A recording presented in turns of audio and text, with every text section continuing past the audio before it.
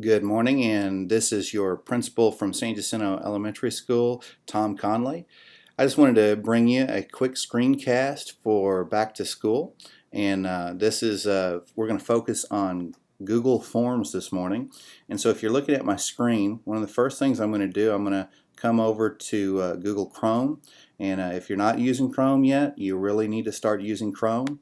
I'm going to open that up, and I already have a form made.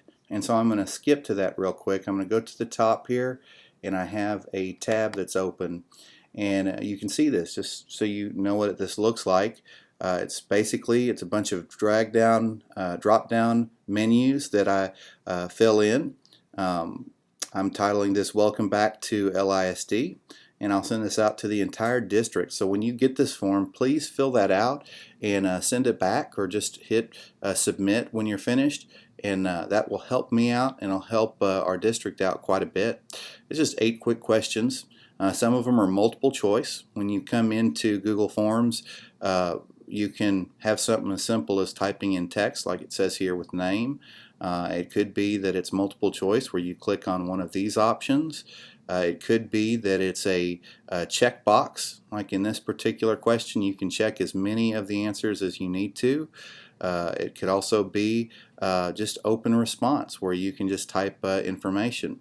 What's really neat about using Google Forms is that when somebody fills out your form, you will also receive another document, a spreadsheet, that automatically charts all of the answers that you get. So if I had 50 people respond to this form, I will also have 50 entries into a spreadsheet, and I'll have all of the answers broken up so that I can look at that data and I can manipulate it and I can use that.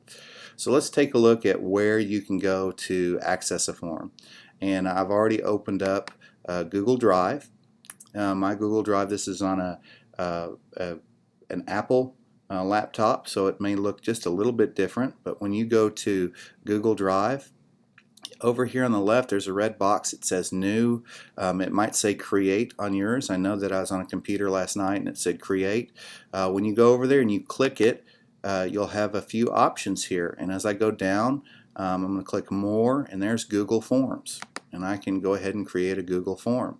And it'll bring me to the screen. It looks a whole lot like choosing a template. If you're making a PowerPoint, you can choose any of these templates, and once you choose a template, then you just go in and you begin to type your questions. Since you're using Google Forms, it automatically saves it. Up here at the top it says all changes saved in Drive. You don't ever have to hit save. Go ahead and title it whatever you want to call it. So we might call this a sample. As soon as I click to another box, it tells you it's saving. It's automatically doing that. When I go to item number 1 here, I could say, how are you? And there's a question. Then I just decide, do I want it to be multiple choice? Do I want it to be a text? Do I want to give check boxes? Do I want to use a scale? You could have all types of different ways of looking at that. And when you're finished and you're ready to go to the next question, you just go down here and say add item. You don't click the done box. You click the add item, and when you're finished with the whole thing, then you hit done. If you want to make sure that someone can't skip a particular question, you click on this box here where it says required question. And so when you're finished with this, you go over to where it says send form, and you can send this out through email, which is the way I'm going to use it today. But you can also take this link and you can embed it in a web page. You can put it on a blog. You can use it on Facebook or on Twitter. And that way you can use a number of different ways to reach people and gather information and data. Also, just as a side note, I'm not including this in this particular screencast, but you can create assignments using Google Forms, and there are some add-ons that you could put in here that would automatically grade that information. And so we'll get to that in another screencast. Thank you for your time, and don't forget to fill out the Google form.